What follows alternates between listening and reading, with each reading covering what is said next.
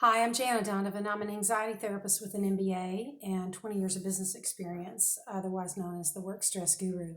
Today, I want to talk to you about cabin fever and something that may not be a diagnosable problem psychologically, but it is definitely something we're all experiencing right now. And so it can feel really, really serious. There's a lot of boredom and isolation that's going on right now when we're confined to our homes.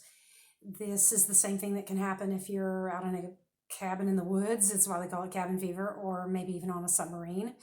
So if you're feeling, bored or claustrophobic or irritable or restless, those are all very natural parts of cabin fever. And people in northern climates always, write about this a lot during the winter because you can really be at each other's throats. You can be really sleepy, or it can actually cause you to have less sleep, to be sleepless.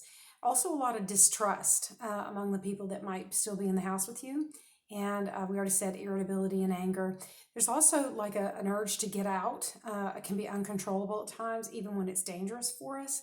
And it can cause us to go so far as to make irrational decisions and have a certain paranoia. The distrust turns into paranoia. So just wanted to bring that out and talk about it and let people understand that what they're going through is something that other people have gone through, and it's very difficult.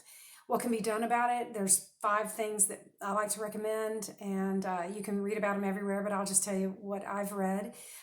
One of the best ways that people have said they can deal with this is to interact with nature, even if it's going out in the nighttime, looking at the stars, or somewhere in the area around their home.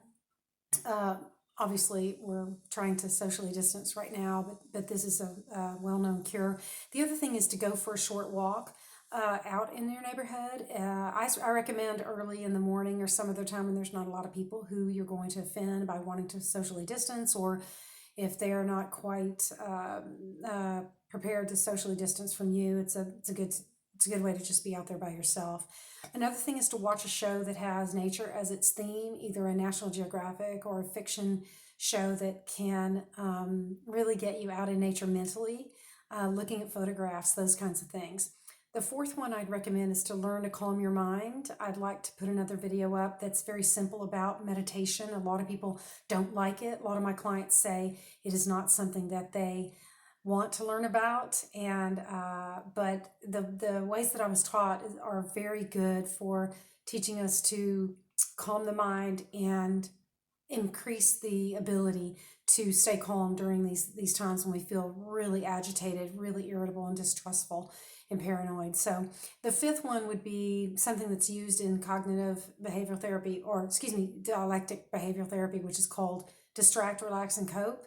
And so you may already be doing that if you're watching a lot of Netflix or something like that. And then you can kind of take your mind off something and not watch and read about it day in and day out. So I'd like to hear how you're doing. Text, write, or call me, even if you just want to text for a brief moment. If you want to talk with someone and I'm not licensed in your state, I'll show you how to figure out who to talk to that is licensed in your state. So take care of yourselves, and I'll talk with you soon. I'm Jana Donovan, www.workstress.guru.